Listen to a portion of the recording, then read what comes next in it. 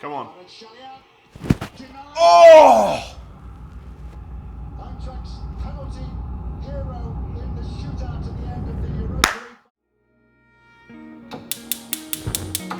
I would say my biggest weakness is how distracted I get.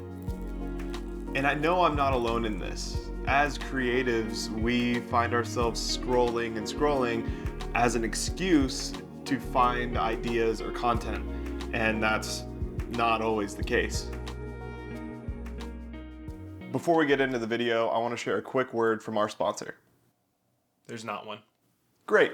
To be fully transparent, right now behind this camera on this TV, I have the Napoli versus Frankfurt soccer match or football match because Napoli is my favorite team and I find this a worthy distraction. Oh, come on. Yes!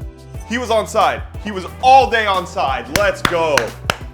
Obviously, phones are going to be the first thing on this list because that's what we always have on us. It's always going to be a distraction because this is also where we access all of our content. This is where we access all of our people. This is our connector to the outside world, and it's so easy to pick this up and just scroll right through it.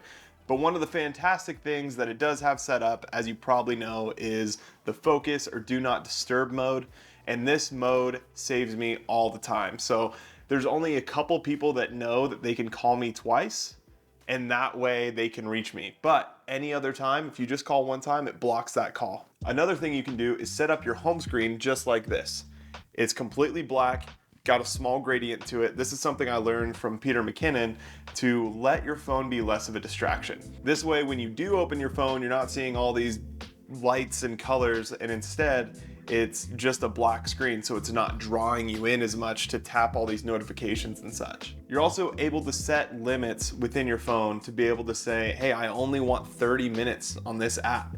And when you do that, what you're doing is you're saying, I'm going to limit myself, so anytime that I do put into this, let's make sure it's productive.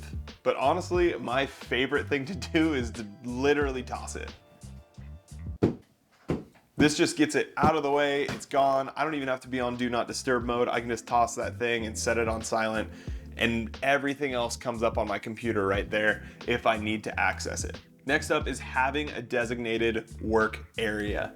For me, this is my office, and my office is something that is very bright because there's all white walls, but also when I turn off the lights, I can just turn on one lamp and then I've got this dark feeling to it. And so I can kind of vary between the two scenes to give me a different effect depending on how I'm feeling and how I want to be productive. This also allows me to sit in this one spot, and for anyone around the house, they know that when I get up, they can bother me, but when I'm sitting down and working in this area, they know, all right, Tyler's working, this is a work from home situation, let's leave him alone. Find out where you're most productive at and what kind of scene that is. And once you get that dialed within your own space, you'll be much more productive throughout the day, eliminating those smaller distractions. Headphones, like come on, headphones are a game changer for me on any day. And primarily because it isolates me into where I need to be, rather than letting the music or whatever you're listening to blast around the room. It's hard to really look into anything else when you're so locked in with headphones on. I probably get my best work done when I put on headphones. One of my greatest weak points was about 6 or 7 years ago. I was editing off an old MacBook Pro that was incredibly slow. So what would happen was I would render a video, not even exporting, just rendering the timeline. And as it would play out, I would say, all right, let me just like pull out my phone and start scrolling, look into whatever. And by the time this thing was done, I was still scrolling. I still had more scrolling to do. So this thing would be done for 3 minutes and I'd be either out the room or I'd be still on my phone.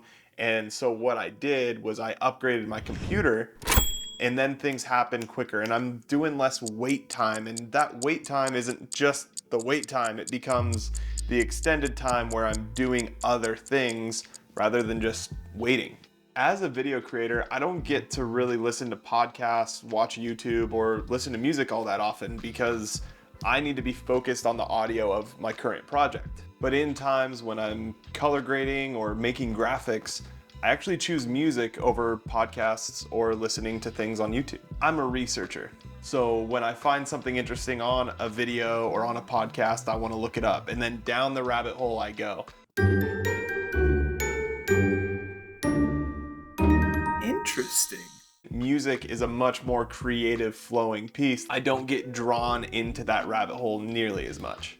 And lastly is to-do lists. To be able to have a list that tells you what you're going to be doing throughout the week or the day, and go check mark by check mark, because sometimes I get so lost in the sauce of productivity that I don't even know what I'm supposed to do next. So when I write these things down and I have it on a list for that day, 6 or 7 things, I'm able to produce much more. Hopefully you found 1 or 2 things from this video that could be beneficial for you, even if it's just a reminder of the distractions that we do face and how we can eliminate them. But if you have other practices that help you in your systems, comment them below. I'd love to hear what other things you can do to eliminate distractions. But thanks for watching this video. Please like, comment, subscribe, and I hope Napoli wins. We're up 1-0 right now and just past halftime. Here we go.